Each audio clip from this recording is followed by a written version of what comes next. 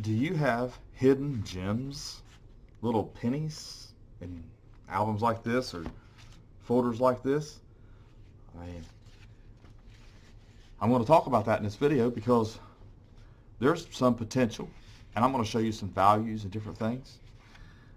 By the way, my name is Daniel, and you are watching Coin Help You, and I am a coin dealer.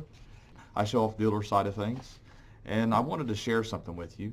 One thing I want to share first before we get started on the video about hidden gems and albums and folders is the Greenhills Coin Show. Over here on CoinZip, you can type in CoinZip Greenhills Coin Show and it'll come up for you. It is this Sunday, 10 to 4, and admission is free. You can call the number here. I will be there. Robert of CoinOp will be there. And here's directions to get to the show. So you can look at CoinZip. Now, what I want to talk about is the 1941 to 74 folders are numerous. There's a lot of them out on the market. And when you look at these, most of the time they're really bad shaped coins. But sometimes, and dealers have a bunch of these, sometimes they buy so many of these that they don't even know what to do with them. And they'll leave them out there and they'll sell them for a certain price. And you can look through and you can see that in some of these coins here, you know, they're uncirculated. Now, they're probably going to be beat up and for the most part. But if you have a really good eye, make it a challenge. You know, you can actually look through here, pick out the best ones. Now, they're really common in the 40s, so you're going to have too high of a grade probably to even do this with that. But if you get an earlier album now, which you don't see as often, but the 1909 to 1940, you see less uncirculated. I don't have an example. I've already picked them out and carded them. But out of this one here alone, you know, I found a couple of them that, you know, I sold for a couple of dollars. Now, they weren't gradable. But, you know, the more you look through, the better chance you might have of that. Now, don't get me wrong. I've seen some of them I probably could have sent off and had graded in some of these right here, the 1909 to the 1941. Now, one of the things to think about if you try to want to do this, and like I said, I'm going to go over some values of some halfway common coins that, you know, end up being gems, is when you look at albums, when I see albums like this, the Dansko types and the Whitmans and things like that, usually the collectors are just a tad bit more advanced. And what I mean by that is they're more selective because they picked an album that is a little more expensive. And in those albums, you tend to find a little better coin. Not always, but often. And they cherry picked and they look through. And I have found coins in here that, you know, you pay pennies on a dollar for, and you can actually sell them for $5 and $10 a piece. 1918s, 17s, and things like that that are just really common. Now, there's always that chance that, you know, someone's got that album and you run into it. You find it maybe at a coin show or a flea market or a garage sale, and they're just selling it.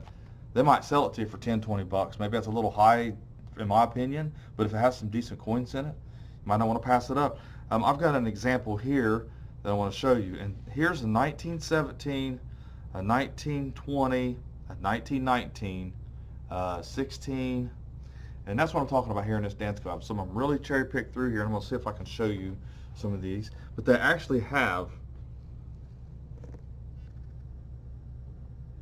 you know, really good hair details. You know, it's hard to see it in this because I'm trying to show you too many at one time.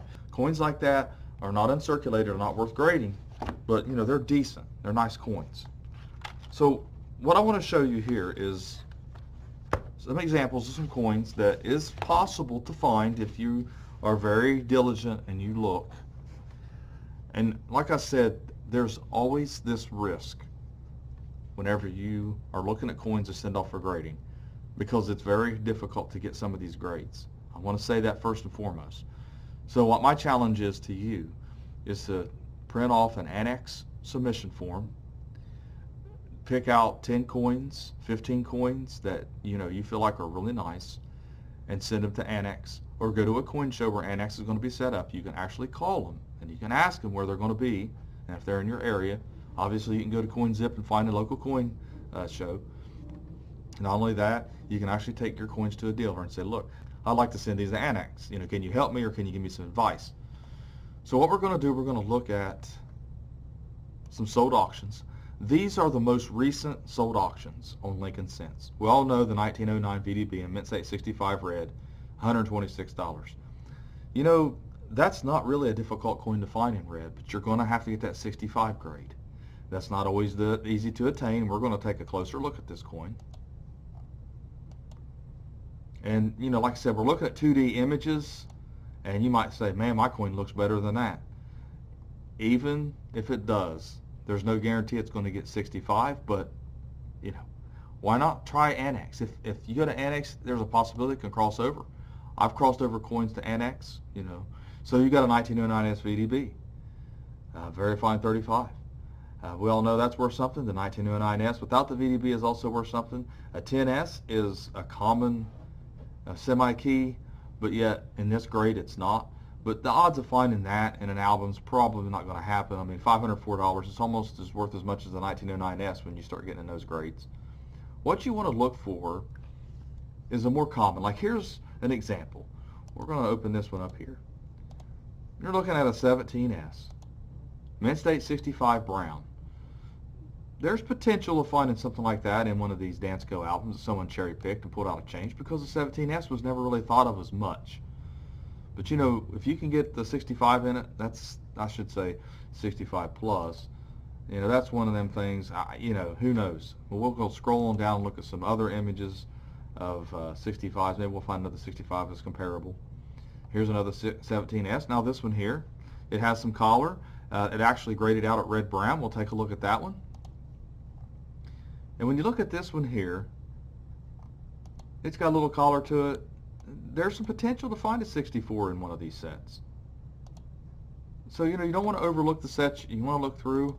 I saw another one over here. A 25 is another really common coin. Now, 66 is going to be very difficult because a lot of these coins were, you know, they were pulled out of circulation. That's how some of these folders were put together in some of these albums. But like I said, if you find a Dansko album full of Lincoln Cents, you flip through it and you see a few, you know, decent coins with some hair on them, the hair details, I should say, up here.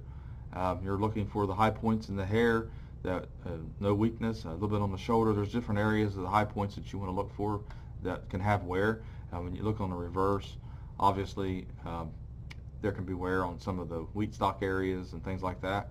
But you know, you want to look for all those things. But like I said, Annex is fairly cheap. You're not going to spend a whole lot of money sending off 10 coins to them. And it'll give you an idea of your grading prowess. And here's some more. If you get a 66 and a 34D or a 35D, you know, or even of course we know the 31S is valuable, but the thing of it is 31S in red-brown, and you've got a 34D or a 33D here, or even a 35D that are worth a couple $100 or more, or $300. You know, that's what I'm saying. If you can find that gem, and I've seen capital holders that had nice gem coins in it that probably might have been worth sending off having graded. You know, so you just never know when you're looking at this kind of stuff. And here's another example. Here's a 46D over D. Maybe you find one of those in there. Maybe you won't find one in this grade, 67, because 67 is very difficult, but it's still going to be a coin worth more than face value. So, you know, there's always that chance that there's coins that you can find. And like I said, you can scroll down through here. This is Heritage Coin Auctions right here, all this. I went to Lincoln Cents and I went to the most recent sales to see what things were going for lately. That's the best way to do this. And you can look up whatever date you want. Here's some more. 16 is a pretty common one. 17D, 17S. Here's a 1915 that's really common.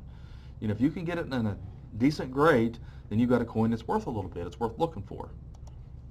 So maybe that'll get you going and thinking about looking at some of these folders and albums, and maybe cherry picking some Lincoln Cents. Get you some together. I would love to have someone, a couple of you viewers, to do this.